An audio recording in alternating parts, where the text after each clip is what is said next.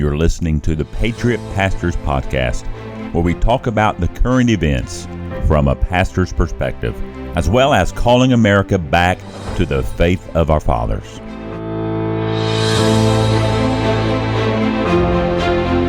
The only thing we have to fear is fear itself.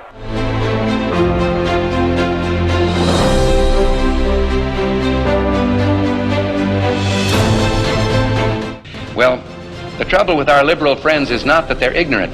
It's just that they know so much that isn't so. All right, welcome to the Patriot Pastors Podcast. I am your host, Wade Lentz, pastor of Barrow Baptist Church in Valonia, Arkansas. My co-host today, Harold Smith, is unable to be here, and he regrets that. But we have a very special guest joining us today on this podcast.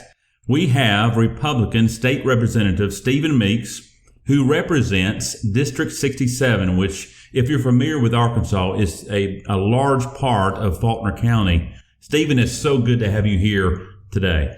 Pastor, thank you for having me this afternoon. Well, listen, it's that time of the year again. It is election season. It is an election year. And I know that you have been hitting the ground running. You know, even though that you are the incumbent, I know that you've been working hard in campaigning. Mm-hmm. If you would, take some time and tell the listeners today a little bit about yourself and some of the accomplishments that you've seen as a state rep. Sure. Again, thank you for having me on. As you mentioned, it's a campaign season. It's a very busy time. And so I've been spending the last since Labor Day, most of my time will be campaigning when I'm not representing the people of the district in Little Rock. I first got involved in politics back during the Obama administration. My daughter was born back during that time, and I decided as a father, because when you become a father, a lot of things change, that I needed to get involved in what was going on in the community. One thing led to another, and I was elected to the House of Representatives in 2011. Since that time, I've gravitated towards a lot of technology, education issues. One of the things you learn very quickly as a lawmaker is you just can't know everything. State government is so large and so complex. You've got to kind of find your areas of expertise in the areas that you want to focus on. Prior to being a lawmaker, I was a computer technician for Computer Works in Conway. And so one of the issues that I naturally gravitated to was the whole broadband issue. A lot of times during those early years, I would attend committee meetings where they would talk about broadband, but in the end, nothing ever got done. So finally in 2015, because of my background in technology, the speaker of that time, Jeremy Gillum, appointed me to be the chair of the technology committee and assigned me to the broadband issue. Part of the research that I did is he sent me to several other states to see and learn from them how they were combating this issue. No reason for Arkansas to reinvent the wheel if other states have good ideas. Right. We also took a tour around the state, talked to as many internet service providers as we could to find out, are there policy or state laws that are prohibiting? And in the end, what we found out was it comes down to a money issue. There are certain parts of the state where you just cannot make a business case to run the internet infrastructure. It's very similar to the electrification issue of past century or the telephone service. Same kind of deal. It's very difficult to, make a profit going into some place where it's so rural you just can't get enough subscribers. And so I've been trying to find resources for this for a long, long time. And unfortunately, when the pandemic hit, Arkansas, because we talked about it in the past, but I couldn't get the administration or my colleagues to start investing the money that's needed. So Arkansas landed in 50th place as far as internet connectivity. Well, if nothing else, this pandemic has shown us just how important it is to make sure that reliable, affordable, high-speed internet is available to all Arkansans. As everybody knows, it affects everything from, how our children get educated, healthcare access, business opportunities, and even entertainment. We all enjoy watching things on TV or streaming podcasts such as this. And so every time I'd see the governor, I was bugging him. Hey, what about broadband? What about broadband? And finally, in August, he called myself, the speaker, the pro tem, and Senator Jane English, who's kind of in my Senate cohort on this. We had a meeting in his office, and he asked how much I felt we should invest in broadband. I told him, how about $100 million? He felt that was something we could do, a little bit to my surprise, but he felt we could do that. The governor understands the importance of this and has been very supportive of the effort. His next question was, how do we then get that out to our providers, make these grants available? I gave him two options. He chose what I thought was probably the wisest option. The legislature approved the expenditure the following 2 weeks. And as of today, we've got broadband internet going out across the state. Now, just to give you an idea of the size of the issue, there's about 1.3 million households in the state. It can cost anywhere from $1,000 to $3,000 to connect each household. You subtract what's already connected, and this is about a $1 billion problem that is going to have to be invested between the state, the federal government, and the providers themselves. So the $100 million is obviously not going to solve the problem, but it's going to go a long way. And hopefully by the time this is completed, we will no longer be 50th. So I want to make sure the listeners don't get the false idea or assumption that everybody's going to get high-speed internet because of this. They won't. I see. We think it'll help about 40,000 households. So again, it's not going to help everybody. It's a big step in the right direction, though. For sure. Well, I'll tell you, you are one of our most conservative state reps in the state of Arkansas, and we really appreciate all that you have done. And looking at all the endorsements that you have received from the Arkansas Right to Life, you have an A rating from the NRA. The sheriff of Faulkner County endorses you, as well as Justice of the Peace Jerry Boyer. You have also received awards from a Family Council Statesman of the Year Award, Pro-Life Legislative Score, 100%, and other things. So tell us how your faith impacts you as a state representative. Sure. It's one of the foundations that guides me in my decision making. I was given some advice very early on as a freshman lawmaker from actually a congressman.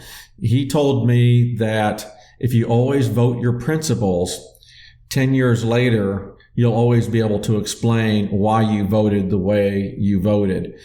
If you vote because of political pressures, 10 years later, if someone asks you why you did what you did, you'll never be able to remember what those pressures were. You'll never be able to explain what your votes are. And he said, if you always vote your principle, you're always going to be able to look yourself in the face and be proud of the guy that's staring back at you in the mirror. And I know, like yourself and your listeners, people get frustrated with politicians who say one thing and then do another thing. Right. So I've purposed in my own political career to try to be the politician, to try to live up to the standards that I expected of the guys that I was supporting, of the guys that I was voting for. That when I gave my word concerning something, that I was going to follow through on it. Perfect example, this amendment, issue 1 tax on the road tax. Back when it was originally passed in 2010, I was part of the legislative body that made the promise that this was going to be in our Constitution for 10 years. After the 10 years, it was going to go away.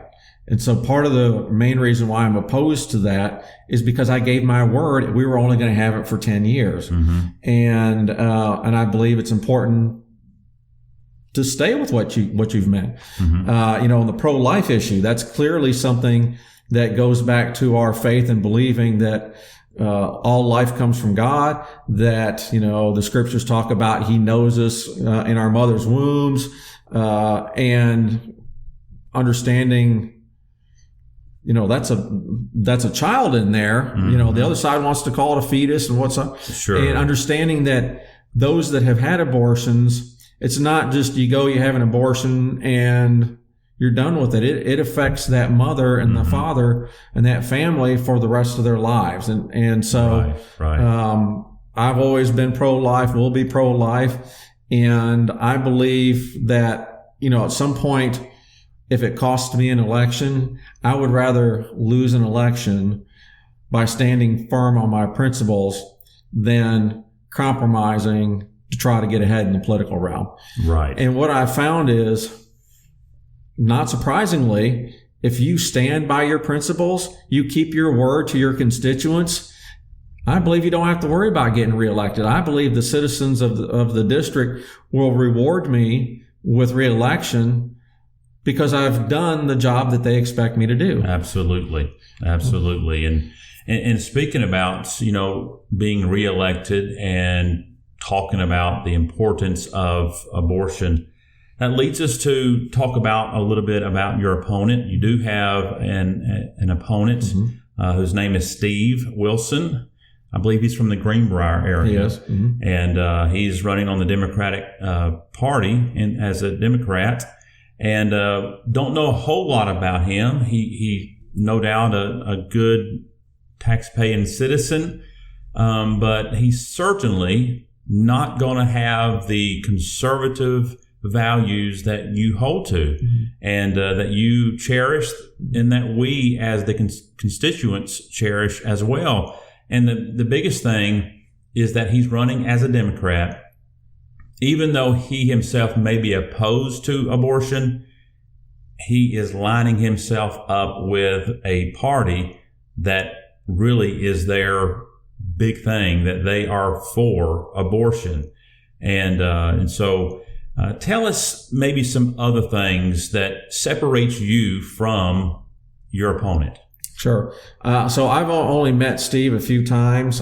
He seems like he's a good fellow, like you said. He was the superintendent up at Woolly Hollow State Park, and as far as I can tell, he's had a good career up there. And as far as his positions on things, I really don't know where he stands on a lot of stuff. One of the things that I think drives voters mad or gets voters mad is when you have two political challengers who are throwing mud at each other all the time, right? Treating the voters like they're children. Vote for me because the other guy's an evil scoundrel. And I have never done that. I believe it's better to go before the voters, tell them what you stand for, tell them what you would like to accomplish, and then allow them to make the choice that they feel is best to represent the district. So as far as I know, like I said, my challenger has not taken any positions on anything. He may have, I don't know. I don't, go. I think he doesn't have a website. I think he does some stuff on Facebook, but I never look at his stuff. I just concentrate on what I'm offering to the community. Right. But as you said, he has decided to plant his flag with the Democratic Party. As we all know, the Democrats promote abortion on demand.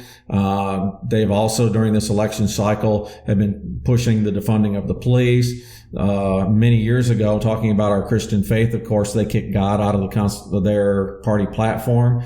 Whereas if you look in the Republican platform, God and the importance of "In God We Trust" is right there at the beginning of the Arkansas State Republican platform.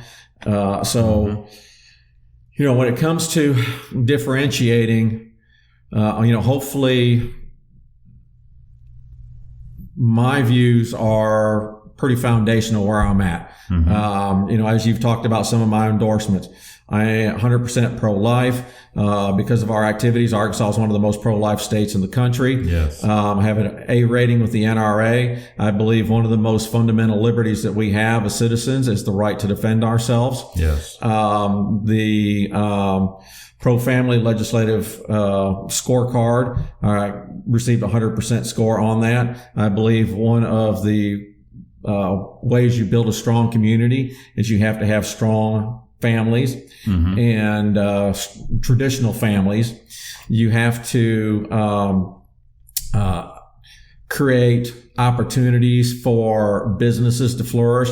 The majority of our businesses, the majority of our employers in the state are small businesses, and so it's important to reduce regulations. Over the past, I guess it's been 3 or 4 years, you haven't heard a whole lot of news, but we have eliminated hundreds of pages of no longer necessary regulations in the state of Arkansas to try to allow the average Arkansan the opportunity to start and grow their own small business, to provide for their family, for them to be able to pursue their American dream. Sure. Of course, the pandemic has hurt some of that, but hopefully, we are quickly starting to recover, and, we'll get back on track once we get past all this, and prayerfully sooner rather than later. Absolutely. You mentioned the pandemic.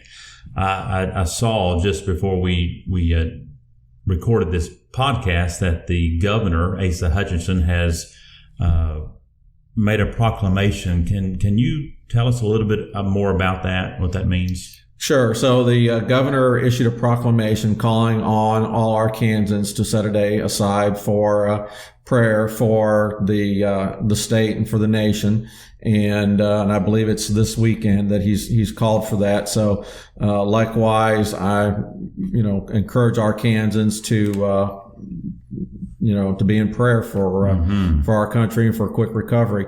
And this is a tradition, these prayer proclamations that go all the way back to the founding of our nation. Right. It was not unusual for President Washington, Thomas Jefferson, many of the governors to issue these prayer proclamations and call the citizens of the country to days of prayer and fasting for the benefit of our people. Sure. There's things that the governor has decided on and done some things here recently that I disagree with, and we're not all going to agree on everything. Right. But for him to do this, that means a lot to me, and because he is acknowledging that God is sovereign, He's in control, and we need to call out to Him in a day of prayer and fasting, and that just means a lot to me as a pastor. And how I wish that many more governors would do the same thing. I tell you, the governor of California, Governor Newsom, he's not going to make a day of prayer and a proclamation, but we are in difficult days. If there's ever been a time for a nation to turn to the Lord, it is now. And with that said, asking a politician, asking a state representative, how big is the presidential election coming up? Oh, it's huge. It's going to determine the path of our country. And the election is more than just about the 2 men it's running. It's about two worldviews and two different philosophies. Do you believe in the Judeo-Christian values that our country was founded on, the things that made us the most prosperous nation in the world? Or do we switch gears and go with the other ideology that wants to take us more towards socialism and more government control? The prosperity of our country is based upon essentially 3 C's: Christianity, our Constitution, and capitalism. And the degree to which we get away from those 3 foundational principles is the degree to which we begin losing our freedom and we start losing our prosperity.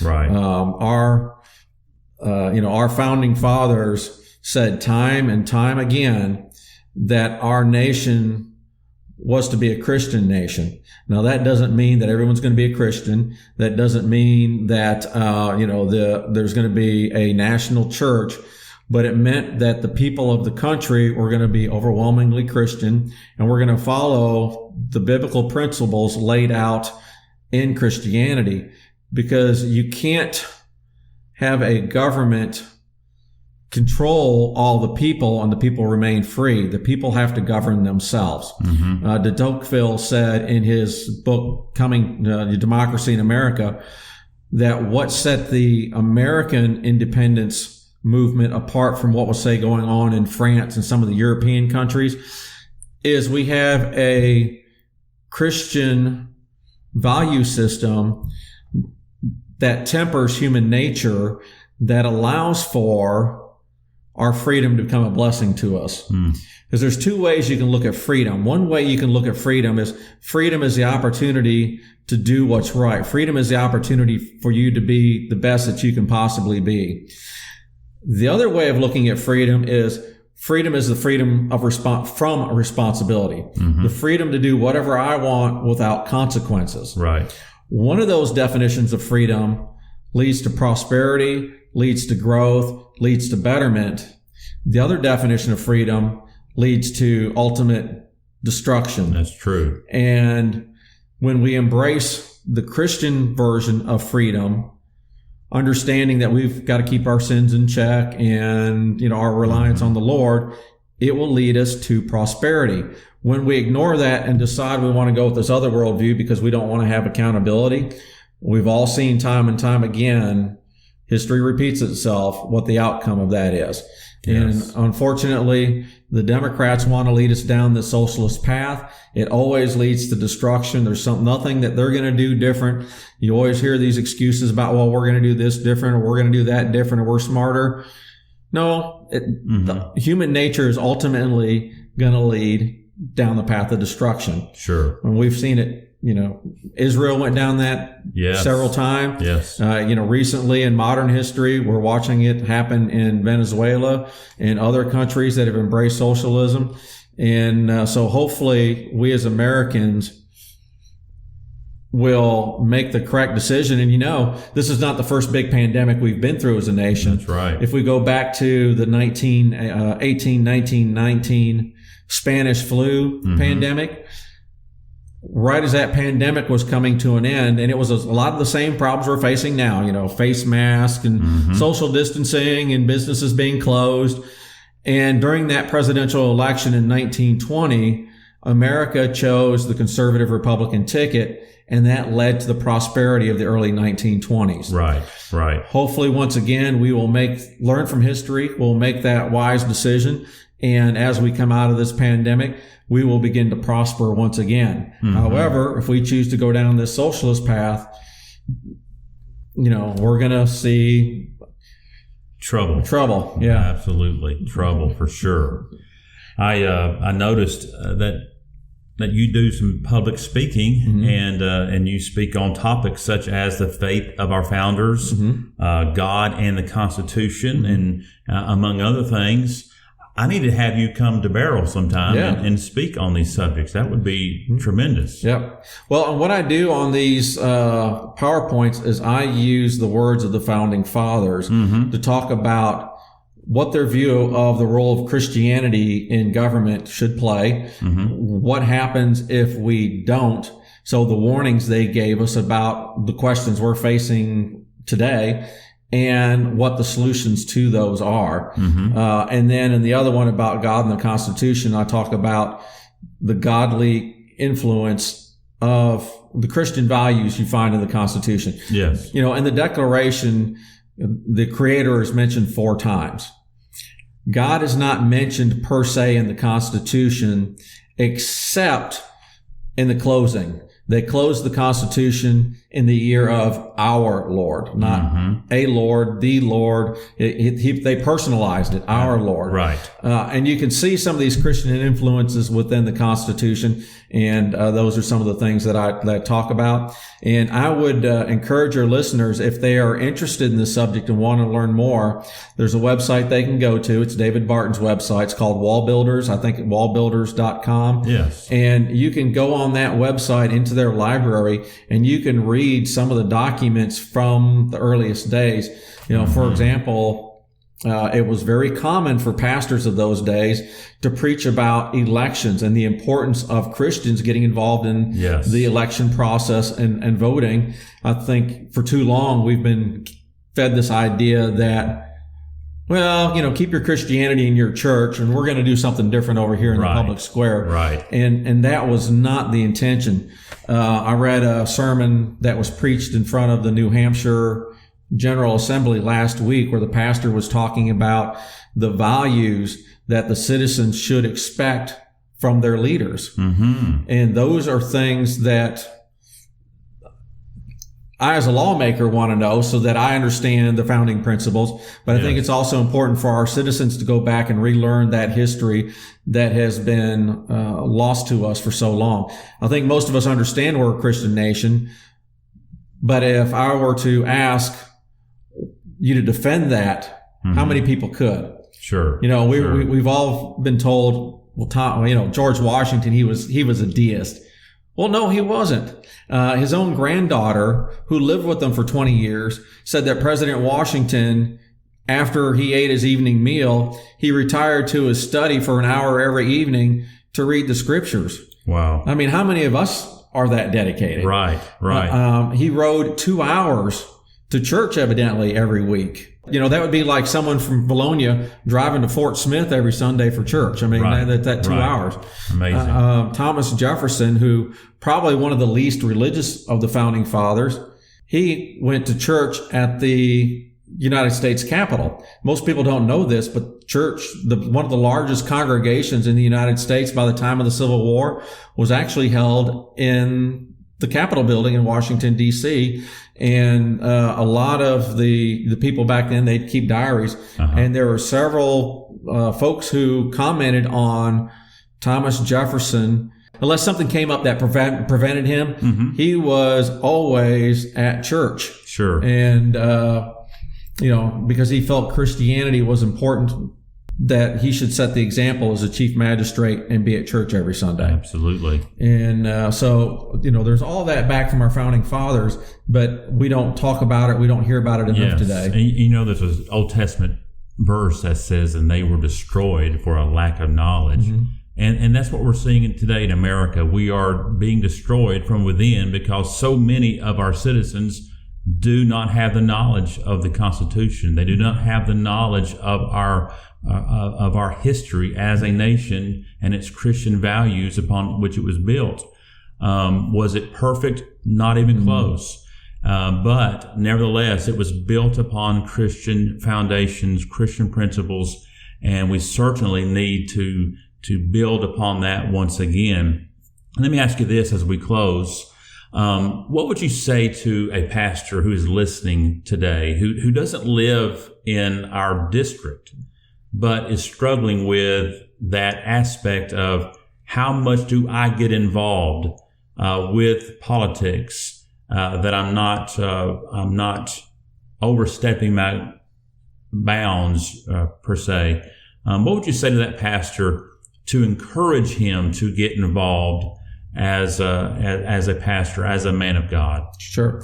Obviously, I think the first step is, of course, to approach the throne of God, just receive wisdom from God on what is the best way to approach the subject. But I think it's very important for pastors to get involved and preach about the issues of the day. I know there is a lot of concern about it's called the Johnson Amendment that says that, churches have to remain neutral and so forth. But, in a lot of these issues, God doesn't remain neutral on. That's right. On the abortion issue, God has a principle on which the best way to go. On, issues relating to money. There's a lot on there about how we should guide ethics. Yes. The Bible obviously is our guidebook to ethics.